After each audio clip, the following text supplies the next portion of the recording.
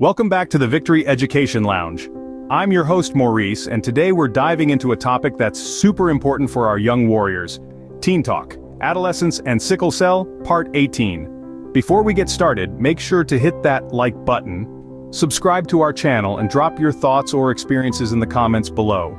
Your engagement helps us reach more teens and families dealing with sickle cell disease. Alright, let's talk real talk. Being a teenager is already a roller coaster, right? Now add sickle cell disease to the mix, and you've got a whole new level of challenges. But here's the thing, you've got this. Today we're going to explore how to navigate the teen years with sickle cell, balancing health, social life, and everything in between. We're talking about navigating through the choppy waters of the teenage years while also managing sickle cell disease. This is a real-world challenge for many young warriors out there, and we're here to provide guidance, support, and practical advice. We'll be breaking down our conversation into 5 key areas: the interaction of puberty and sickle cell, managing social life and relationships, balancing school and future planning, dealing with mental health and self-image, and finally, the transition to adult healthcare. So, buckle up, warriors. We're about to embark on a journey that will help you understand and manage your unique challenges better. So, let's dive into the complex world of being a teenager with sickle cell. First up, we're exploring how puberty and sickle cell interact, just like our friend Zoe, who loves basketball. Zoe is a vibrant 16-year-old and an absolute star on the court, but she also has sickle cell disease. She's seen how intense physical exertion can sometimes trigger painful sickle cell crises. So how does she balance her passion for basketball with her health? Zoe's secret weapon is a personalized exercise plan.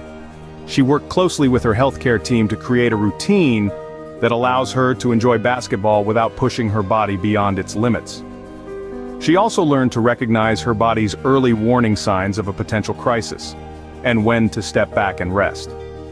Puberty is a time of significant body changes. Hormones surge, bodies grow, and for many teens, sports and physical activities become a huge part of life.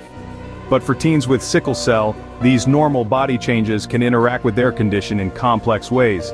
Intense physical activity can sometimes trigger a sickle cell crisis. This doesn't mean sports are off limits, but it does mean they need to be approached with care. Just like Zoe, teens with sickle cell can work with their doctors to create safe exercise plans. These plans take into account their individual health, their sport of choice, and their body's unique responses to exertion. It's about finding a balance that allows them to participate in the activities they love, while also taking care of their health. Zoe's story is a powerful reminder that having sickle cell doesn't mean giving up your passions. It just means learning to navigate them differently. With the right plan and the right support, teens with sickle cell can continue to shine, both on the sports field and off. Zoe's story reminds us that, with the right plan, sickle cell doesn't have to sideline our passions. Next, we're discussing social life and relationships, just like Aiden's first date dilemma. Adolescence is a time filled with firsts. First dates, first heartbreaks, first real friendships. For Aiden, a 15-year-old living with sickle cell, his first date brought a unique challenge. He was nervous, not just about the usual first date jitters, but about when and how to disclose his condition. Remember, sickle cell is a part of you, but it doesn't define you. It's just one aspect of your multifaceted personality. Aiden decided to be upfront about his sickle cell. He didn't let it be the elephant in the room, but instead, he addressed it directly.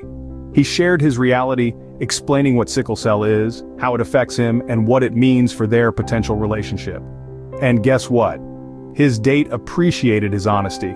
It built trust between them, and it opened up a new level of understanding and connection. It wasn't a deal breaker. Instead, it became a bridge, paving the way for a deeper relationship.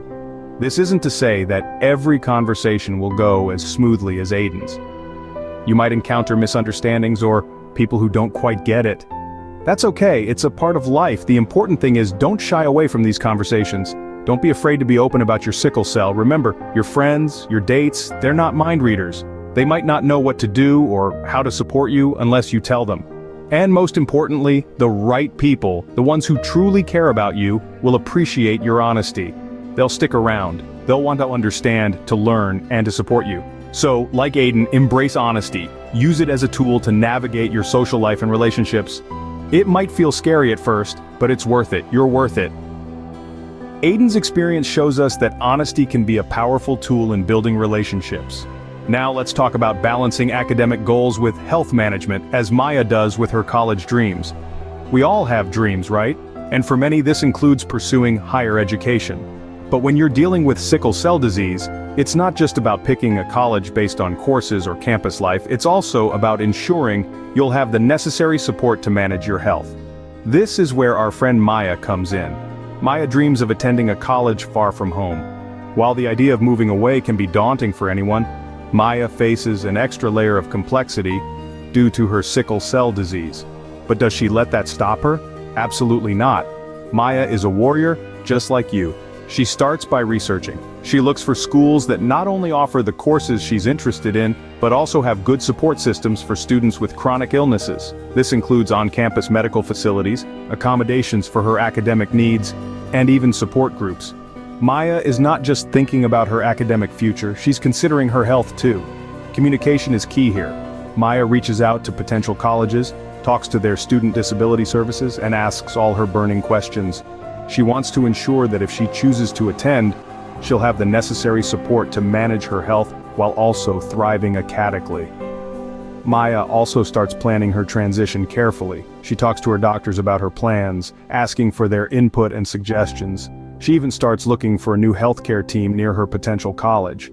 She knows that managing her health at a distance will require a solid plan, and she's ready to put that in place.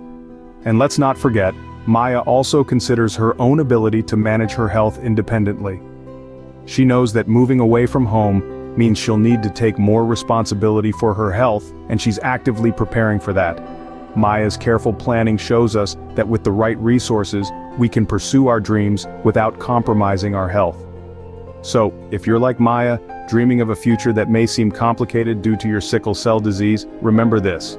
With careful planning, open communication, and the right support, nothing can stop you from achieving your dreams. Let's delve into the emotional impact of sickle cell during the teen years, just like Jamal's mental health journey. Being a teenager is not easy, and dealing with a chronic illness like sickle cell disease can sometimes feel like an added burden. It's a lot to handle, and it's completely normal to feel overwhelmed at times, just like our friend Jamal, who at 14 found himself feeling depressed about his condition. Jamal's experience is not uncommon. The constant stress of managing a chronic illness, coupled with the usual ups and downs of adolescence, can lead to feelings of anxiety and depression. It's important to understand that these feelings are valid, and that it's okay to seek help. In Jamal's case, he started seeing a therapist who helped him navigate his feelings and develop coping strategies. Therapy is a safe space where you can express your emotions and fears without judgment. It can provide you with tools to deal with stress, anxiety, and depression, and help you build resilience. But remember, what works for Jamal might not work for everyone. It's crucial to find what works best for you. This could be anything from therapy, support groups, mindfulness exercises, or simply talking to someone you trust about your feelings. And let's not forget the power of a positive self-image. It's easy to feel defined by your illness, but it's important to remember that you are so much more than your sickle cell disease. You're a teenager with dreams, talents, and strengths. Jamal's journey reminds us that mental health is as important as physical health, and it's okay to seek help. Finally, we're discussing the shift from pediatric to adult healthcare, like Sophia's transition to adult care. This is a significant step for teenagers with sickle cell, because it means taking on more responsibility for managing their condition. It's about becoming the primary advocate for your health and well-being. Let's take a closer look at Sophia's journey. She started by learning more about her disease, asking questions, and understanding her medication and treatments. She made sure to keep a record of her medical history, including hospitalizations, treatments, and any complications she'd experienced. Next, Sophia began to handle her appointments, speaking directly to her healthcare team and making decisions about her care. She also started managing her medication, ensuring she was taking it correctly and on time. Sophia didn't make this switch overnight. It was a gradual process, and she had plenty of support from her family and healthcare team.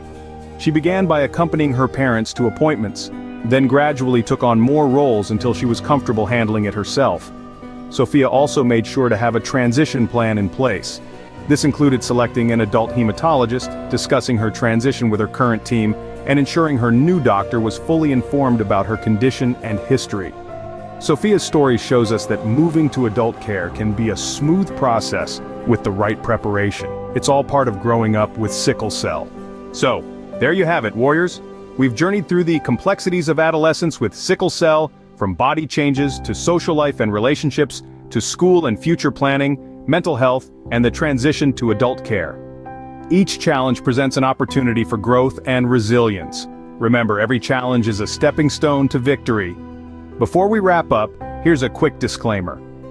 The information provided in this video is for educational and entertainment purposes only. It is not intended as medical advice. Any health-related decision should be discussed with a licensed physician or qualified healthcare professional, especially if you have existing health conditions or are taking medications. Thanks for joining us in the Victory Education Lounge for this real talk about teens and sickle cell.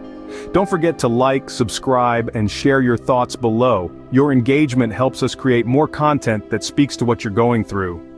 Until next time, this is Maurice, reminding you that you're stronger than sickle cell. Keep pushing, keep dreaming, and keep being amazing.